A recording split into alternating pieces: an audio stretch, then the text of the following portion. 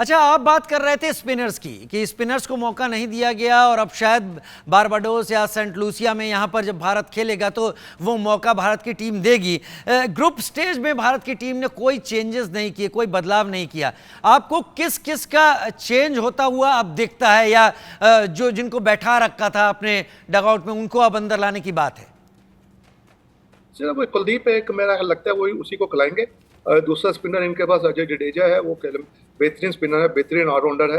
तो बाकी वो 3 फास्ट बॉलर्स और ये 2 स्पिनर से जाएंगे। नोएल, आपको भी यही लगता है कि अब तक इंडियन टीम किसी चेंजेस के तरफ नहीं थी, लेकिन अब चेंज करेगी तो इन्हीं लोगों को चेंज होगा, या और भी चेंजेस आपको लगते हैं? बिल्कुल, शहजाद भाई करेक्ट बोले। कुलदीप को काफी चांस अच्छा, क्योंकि एक वेरिएशन बॉलर है और काफी अच्छे प्रदर्शन किए आईपीएल में भी। तो आई थिंक उनको एक अपॉर्चुनिटी है ये सुपर 8 में खेलने के लिए। आई थिंक शिवम दुबे को ड्रॉप करने का चांस है, क्योंकि हार्दिक पांड्या है एंड एंड रविंद्र जडेजा को भी खेलने का, 3 स्पिनर खेलने का उम्मीद है। अगर विकेट थोड़ी सी स्लो है, जिधर आपको पता है कि it will turn a bit, तो 3 स्पिनर्स को खेलने का उम्मीद है, क्योंकि अक्षर बैटिंग कर सकते हैं, रविंद्र जडेजा भी बैटिंग कर सकते हैं। तो आई थिंक शिवम दुबे को ड्रॉप करने का चांस है उनको, एंड उसके प्लेस में कुलदीप को लाने का चांस है। तो आई थिंक चेंजेस तो करेंगे। It will depend on Rohit Sharma and Rahul David की माइंडसेट कैसा है जिस दिन, और विकेट कैसा हेल्प करेगा स्पिनर्स को या फास्ट बॉलर्स को, या इट्स अ बैटिंग ट्रैक। तो अकॉर्डिंग टू दैट वो लोग प्लान करेंगे अपनी टीम 11।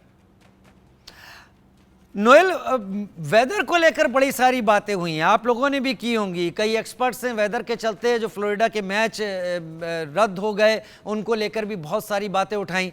क्या यहाँ का वेदर क्या इंडिकेशन दे रहा है, बारबाडोस या सेंट लूसिया का, वेस्ट इंडीज़ का? और अगर ऐसी कंडीशन आती है तो इतना बड़ा टूर्नामेंट अगर पानी या बारिश की भेंट चढ़ जाए तो उससे कुछ हासिल भी नहीं होता। क्या आप जैसे एक्सपर्ट लोग इस पर कुछ सिंसियरली कुछ अपना एनालिसिस रखते हैं? बिल्कुल, देखिए आयरलैंड में एक अनप्रेडिक्टेबल वेदर्स रेन होते हैं। फॉर एग्जांपल ट्रिनिडाड में कभी टुवर्ड्स द इवनिंग पानी पड़ने का समझना है, बारबाडोस में भी। आई थिंक थोड़े थोड़े आयरलैंड में आपको बारिश का आने का चांसेस रहता है। आई थिंक ये एक नेचर है, आप और मैं कुछ नहीं कर सकते हैं, because this is God's will. तो I think we have to take all precautions, but अगर rain spoils the sport then आप कुछ भी नहीं कर सकते, क्योंकि नहीं, मेरा क्वेश्चन ये था कि क्लैरिटी लाने के लिए हम थर्ड एम्पायर तक पहुंच गए, हम हॉकाई तक पहुंच गए, कई सारी चीजों को क्रिकेट में इस्तेमाल किया जाने लगा। अगर वेदर का भी कोई ऑप्शन यहां पर आए तो क्या उसे इस्तेमाल करना गलत होगा? क्या उसे इस्तेमाल करना सही नहीं?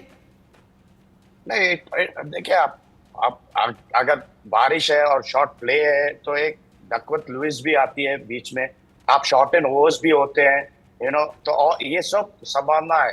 बट आप बारिश को लेके अपन बीच ये करना, आई डोंट थिंक किसी के पास है वो अपॉर्चुनिटी।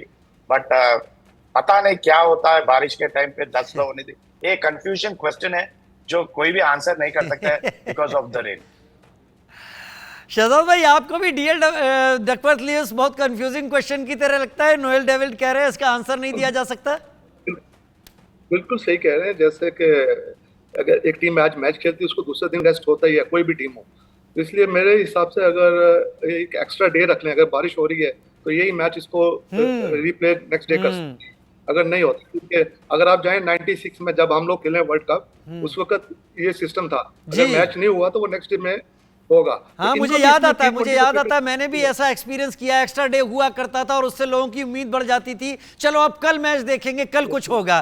तो वाकई से हम भूल रहे हैं इन चीजों को, और इसमें कुछ बुरा भी नहीं। स्केड्यूल की वजह से, आईसीसी की स्केड्यूल की वजह से ये टाइम नहीं लगा है एक्स्ट्रा डे, बिकॉज पता है उनको जल्दी खत्म करना है, क्योंकि आपको चैंपियंस ट्रॉफी भी आ रहा है, उसका भी प्रिपरेशन बना।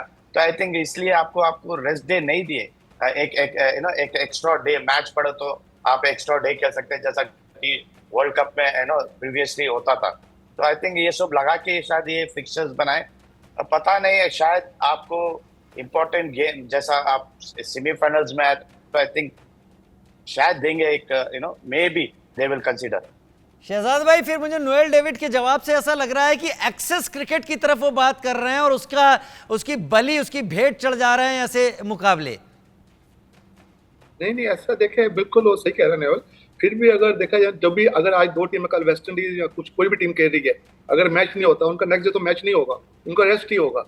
अगर वो रेस्ट करने के बाद अगले दिन मैच खेल लें तो उसमें कोई बुराई नहीं है, ताकि वो मैच तो होगा। ठीक है, और चलते चलते मैं एक सवाल और पूछ लूं आप दोनों से, शॉर्ट में संक्षेप में बताएं शहजाद भाई, टॉस कितना इंपॉर्टेंट रहेगा वेस्ट इंडीज में?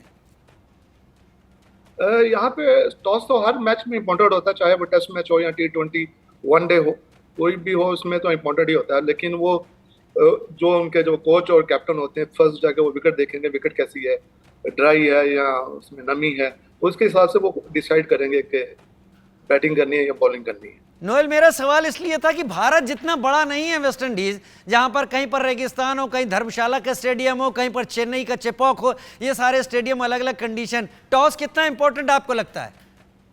टॉस काफी इंपॉर्टेंट है हर, क्योंकि जैसा मैं स्टार्टिंग में कहूँगा, ये डिफरेंट आयरलैंड होते हैं, डिफरेंट विकेट्स होते हैं, और इंडिया को पता है कि हर आयरलैंड में काफी टूर जो है, तो हर आयरलैंड में डिफरेंट विकेट्स की संभावना है, और विकेट्स काफी स्लो खेलते हैं, कभी बॉल आता है, डबल पेस विकेट होते हैं। तो आई थिंक टॉस काफी इंपॉर्टेंट रखती है, and I think India will be winning, looking to win all tosses. Looking to win all tosses, उसके चलते उम्मीद करेंगे कि T20 झोली में आकर। जी शहजाद भाई, कुछ बोल रहे हैं आप? नहीं बिल्कुल सही बोल रहे हैं। मैं तो कैप्टन होता है, ये बहुत इंपॉर्टेंट मैच है, कैप्टन तो चाहेगा मैं टॉस जीतूं नहीं, तो मेरे ऊपर ही नहीं आए। चलिए, उम्मीद करेंगे सुपर 8 में उम्मीदें परवान चढ़े, लेकिन फिलहाल आप दोनों हमारे साथ शामिल हुए, बहुत शुक्रिया आप दोनों का हमारे साथ जुड़ने के लिए।